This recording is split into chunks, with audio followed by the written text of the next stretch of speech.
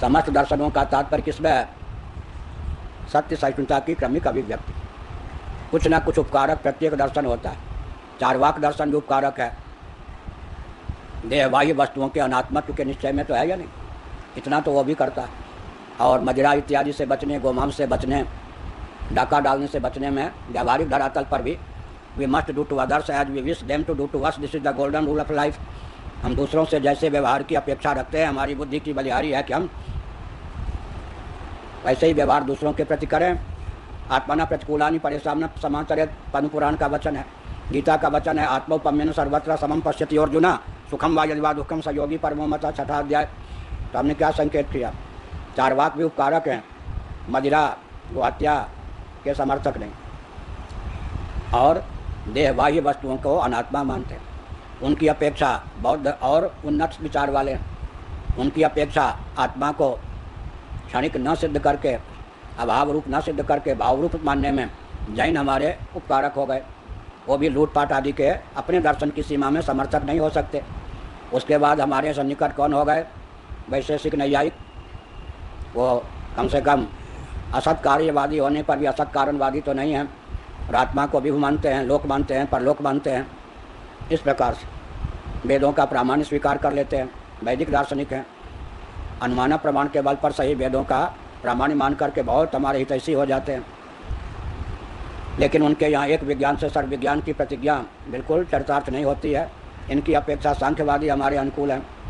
उनका जो कार्य कारण भाव का निर्धारण है आरंभवाद से विलक्षण परिणामवाद को लेकर है, और वे तत्व का निर्धारण जो करते हैं, पृथ्वी जल तेज वायु आकाश पंच तन्मात्रा हम तत्व महतत्व प्रकृति, यह सब तत्व का निर्धारण हमारे सन्निकट है।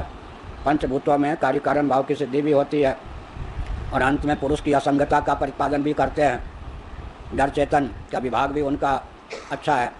उनकी अपेक्षा, क्योंकि ये ईश्वर को नहीं मानते सांख्यवादी, तो ईश्वर को मानने वाले, सृष्टि की प्रक्रिया सांख्य के अनुकूल मानने वाले योगी हमारे अनुकूल हैं, क्योंकि पुरुष विशेष के रूप में योगी ईश्वर को मानते हैं। विज्ञान भिक्षु की टीका शंकर भाष्य ब्रह्मसूत्र के अनुसार उनका ईश्वर जगत का निमित्त कारण तो है, उपादान कारण भले ही ना हो। अब पूर्व मीमांसा जो है व्यवहार में हमारे लिए बहुत उपकारक है। भट्ट ने कुमारिल भट्टपाद को व्यवहार में हम मानते हैं। 6 प्रमाण की दृष्टि से कुमारिल भट्ट को ही हम मानते हैं। तो मीमांसक जो है कम से कम वेदोक्त कर्मकांड के परम पक्षधर हैं। इस प्रकार से देवता की उपासना में भी किसी अंश में हमारे सन्निकट हैं।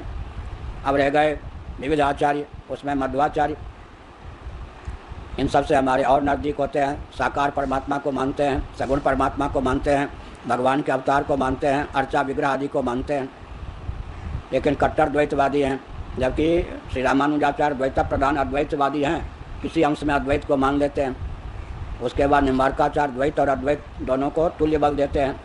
उसके बाद वल्लभाचार्य विशुद्ध अद्वैत को ही मानते हैं, लेकिन परिणामवादी हैं। तो वैष्णवों में सबसे सन्निकट हमारे कौन हैं? वल्लभाचार्य हैं। दार्शनिकों में सबसे सन्निकट योग दर्शन को मानने वाले और व्यवहार की दृष्टि से पूर्व मीमांसक हमारे हैं। अंत में हमारा जो सिद्धांत है विवर्तवाद को लेकर, अजातवाद को लेकर, वो अद्भुत है, अनुपम है, सर्वोत्कृष्ट है। लेकिन ये सब के सब परोवरीय क्रम से विचार करने में हमारे सहयोगी हैं। इस प्रकार से जिस दर्शन में एक हमने सिद्धांत निर्धारित किया है, किसी भी दर्शन का जो तात्पर्य होता है उसका निराकरण दूसरा दर्शन नहीं करता, अवान्तर तात्पर्य का निराकरण करके मुख्य तात्पर्य का शोधन मात्र करता है।